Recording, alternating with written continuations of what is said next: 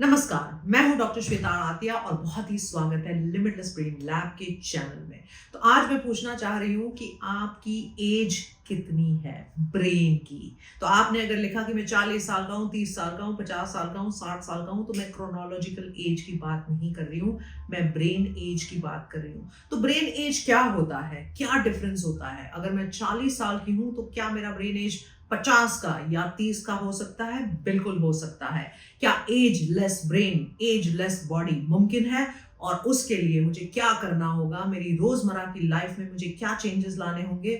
मुझे क्या ऐसी चीज करनी होगी जहां पे मैं एज को रोक सकूं? अब ब्रेन एक बहुत ही इंपॉर्टेंट पार्ट है। ब्रेन को प्रोटेक्ट रखना, ब्रेन के लिए सब कुछ करना हमारी, मुझे लग रहा है, एक एक ड्यूटी बनती है, क्योंकि यही सेम इंस्ट्रूमेंट है जो हमें आगे की लाइफ में प्रोटेक्ट करता है। तो आज हम समझते हैं कि हर ब्रेन कैसे रिएक्ट करता है जैसे जैसे उम्र होती है।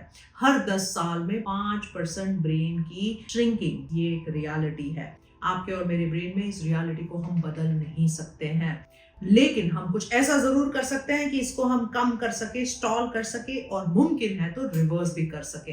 तो पहले समझते हैं कि क्या स्टडीज में पाया गया है। आज डिमेंशिया बहुत बढ़ रहा है, याद नहीं रहता है, ओरिएंटेशन की प्रॉब्लम, भूल जाना, ये डिमेंशिया की निशानियां या लक्षण जो है, या मिनिमल कॉग्निटिव इम्पेयरमेंट, यानी कि इतना ही हो लेकिन सिग्निफिकेंट हो, मेरी लाइफ में उससे प्रॉब्लम आना हो, वो काफी बढ़ते जा रहे हैं। केसेस नॉट जस्ट वेस्ट में लेकिन एशिया में, ईस्ट में भी हम ये काफी देखते हैं। तो ये क्यों हो रहा है? क्योंकि हम नींद पूरी नहीं करते हैं, हम स्ट्रेस में रहते हैं। एक रात की नींद अगर आप ठीक से नहीं करते हो तो कुछ हंड्रेड्स ऑफ जीन्स आप परमानेंटली डैमेज कर सकते हो, और इतना कचरा एक्यूमुलेट होता है। ये ऐसी बात है कि कचरे साफ करने वाले रोज आते हैं, लेकिन एक दिन भी कचरा साफ करने वाला नहीं आया तो गंदा दिखने लगता है। एग्जैक्टली सेम वे ब्रेन में भी सारे टॉक्सिन्स, सारे खराब केमिकल्स एक्यूमुलेट होते जाते हैं।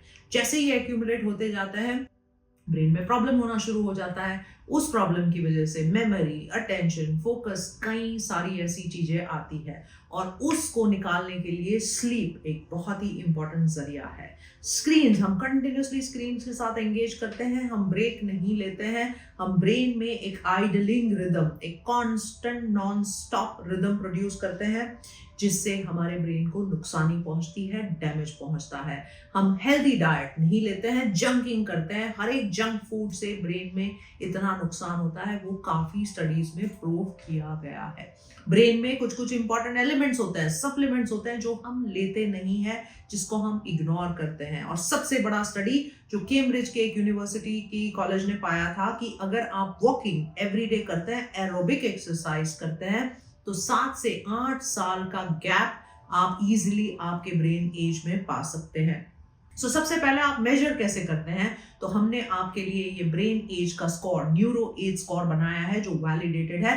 www.brain academy, limitless brain academy पे जाके जरूर करिएगा।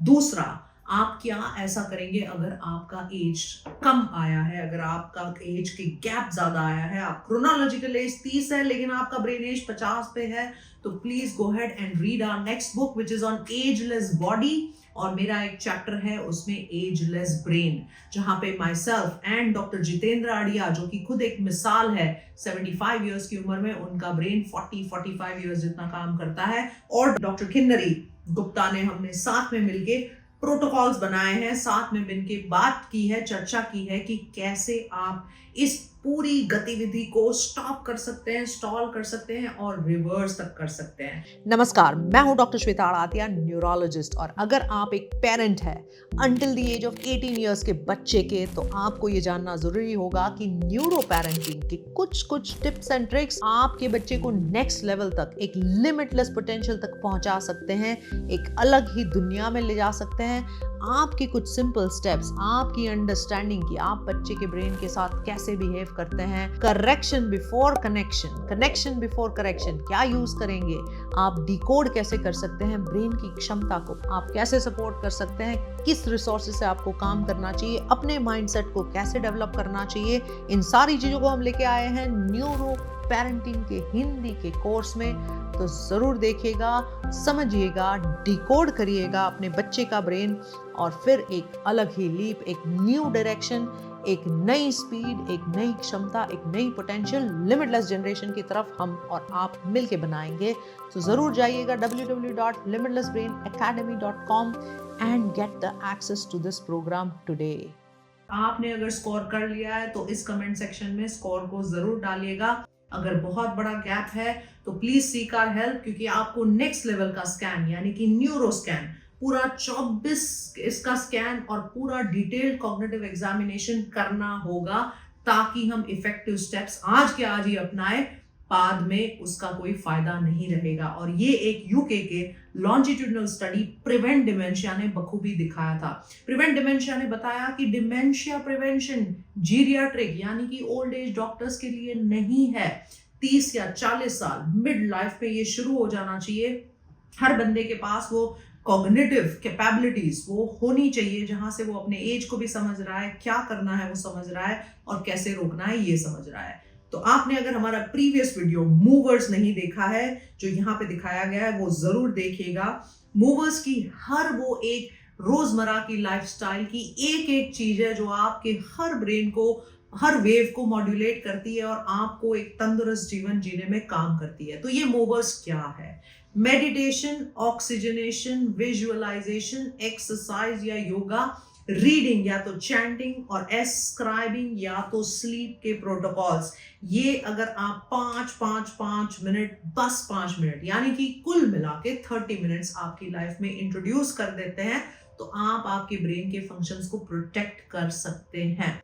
हर वो स्टडी में पाया गया है कि कोई भी नई स्किल सीखना, कोई भी नई लैंग्वेज सीखना, कंटिन्यूसली एक्टिव रहना, क्यूरियस रहना, ऑल्फैक्टरी यानी कि सेंस ऑफ स्मेल को डेवलप करना, ट्रैवल करना, सेंसरी एक्सपोजर यानी कि बहुत ज्यादा अलग अलग नई जगहों पे जाना, ये सब भी आपके ब्रेन को कंटिन्यूसली एक्टिव रखता है, जिसको हम न्यूरोबिक्स भी कह सकते हैं। सुबह में उठ गए, मैं हमेशा राइट हैंड से ही ब्रश करती हूँ, लेफ्ट पे पकड़ के करिए। नहाने जा रहे हैं, आंख बंद करके, गिरना नहीं लेकिन आंख बंद करके अपना स्नान कीजिए। इन सब से क्या होता है, आपके ब्रेन को चैलेंज मिलता है, छोटे छोटे छोटे छोटे कंटिन्यूस चैलेंजेस। रोजमर्रा की एक मूवर्स की डेली लाइफ, एक ब्लूप्रिंट आपकी लाइफ बदल सकती है।